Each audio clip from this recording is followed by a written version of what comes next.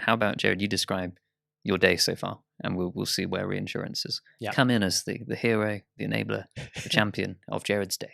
Yeah, perfect. So waking up at the house. The beach house? Yeah, exactly. In London, so a very long way away.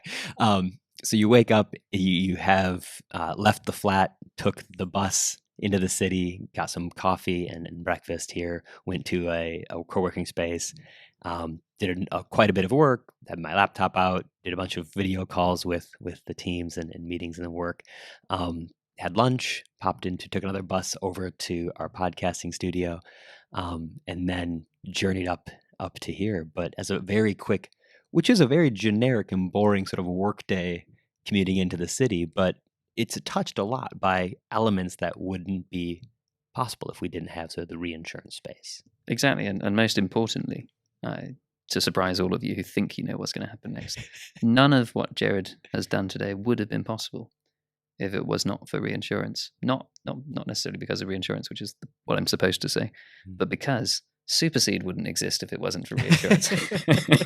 There's no way Jared would have been doing all that stuff if it wasn't for Superseed. Exactly.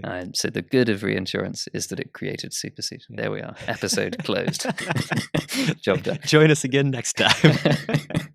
No, I'm kidding. What, as I'm sure many of you have second guessed we were going to do there, was highlight several of the activities, apparently innocent activities, that Jared undertook in his day that wouldn't have been possible if it wasn't for the backing of the reinsurance industry. So a really simple one is that Jared had coffee at some point today.